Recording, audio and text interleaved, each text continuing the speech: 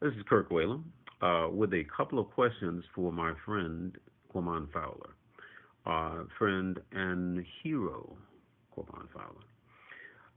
I have been working on trying to figure what goes on that part of the horn. I think it's called the mouthpiece. But the main question I have is the idea of playing tempos. Improvising over faster tempos.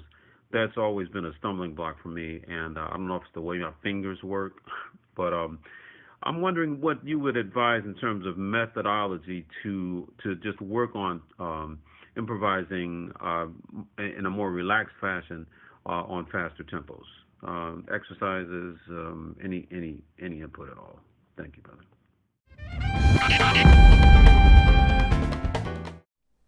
Thank you so much, Mr. Kirk Whalum. You have been an inspiration for me for a long time. And I don't know if I'm worthy to be, called a hero of yours, especially.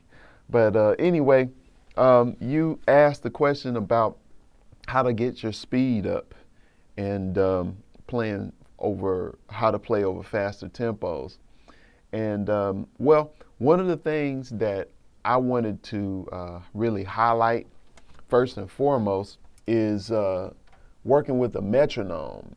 When I was in high school, this is what I would do.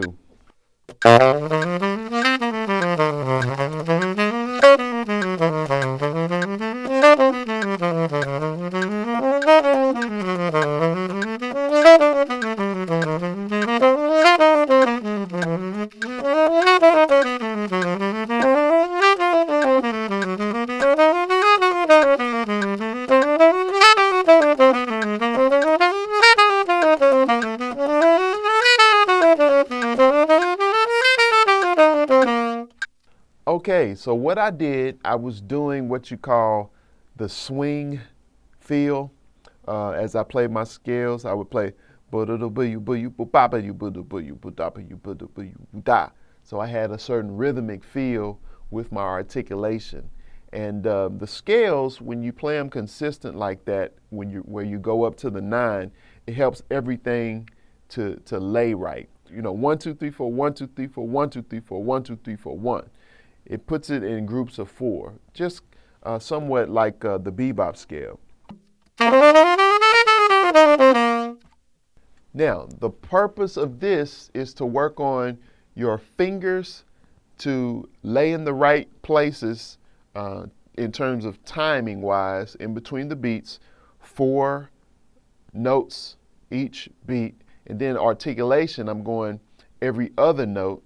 And then when I get to that last group, 1, 2, 3, 4, 1, 2, 3, 4, 1, I'm putting my the doodle tongue on that, the last one, when I go right to the 9.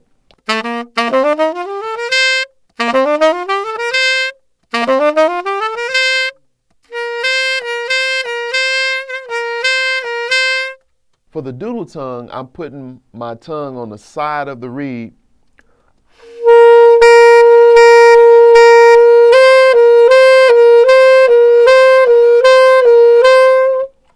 So I'm just going la, la, la, la.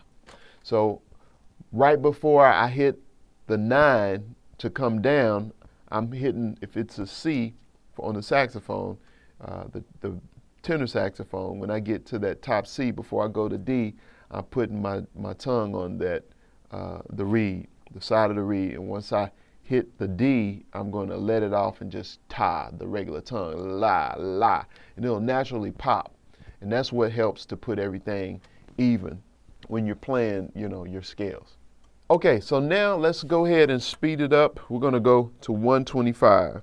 And I'm going to play the same scales and try to keep everything even from my fingers touching the keys in between the beats, my articulation being right in line, and try to make sure everything feels good and relaxed.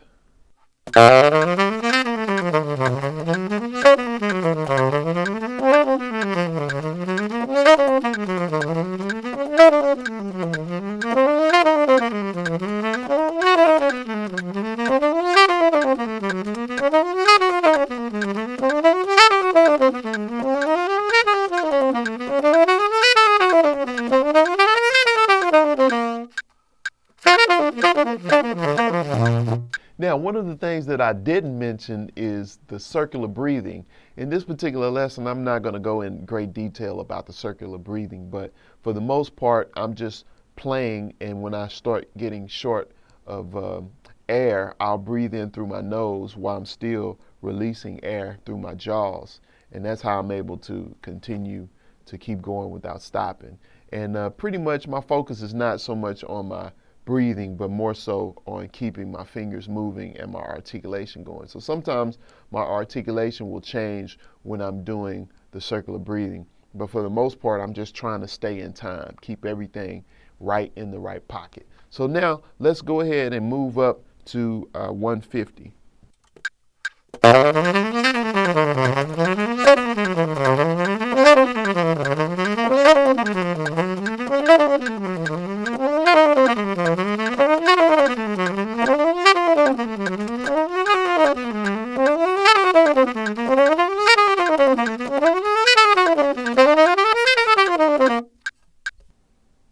So if we looked at it a different way, if the quarter note was at 300, then I would be doing eighth notes, at 300. But this is a good way to measure how fast you can play when you practice with a metronome like this. So there you go. Work on playing your scales. Start at a comfortable tempo and be able to play everything where it feels good, everything lays in the right place. Gradually speed it up so that you can have a way to measure how fast you can play. And once you have the scales down at a certain speed, then you can move into playing shapes, because the different melodic shapes, you're going to have to coordinate your articulation with your fingering. What's going on? This is Quamon Fowler. Thank you so much for watching this video. And I just wanted to take this time to explain what JazzWebShed.com is.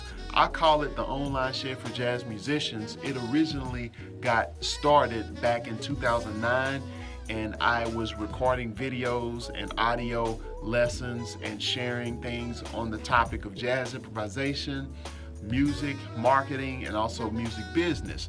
Now, here it is, 2016, and now I'm doing some other things. Of course, I have the YouTube channel, which is where you're checking this video out through YouTube or maybe Facebook. But Patreon is a page that I created to support the YouTube channel for JazzWebShed. And so pretty much I put up some free videos, and for those who appreciate the page and want to get more in-depth or even communication with me, you can go and become a patron. So once you become a patron, you'll get access to ask me questions on those topics. Also, you will be able to get access to some videos that I have archived in JazzWebShed, in addition to any new webinars and things that I might do for patrons only. The membership site is JazzWebShed.com if you want more in-depth study, or you have Patreon where you can give whatever that you like for the videos that I post. And I really appreciate you participating in becoming a patron or becoming a member of JazzWebShed. However you choose, I just want to make sure that I can educate you in the areas of improvisation, marketing your services as a musician, and also teach you about the nuts and bolts of how all of this stuff works as in music business. Okay, so hope to see you become a member or a patron, and we'll see you again on the next video.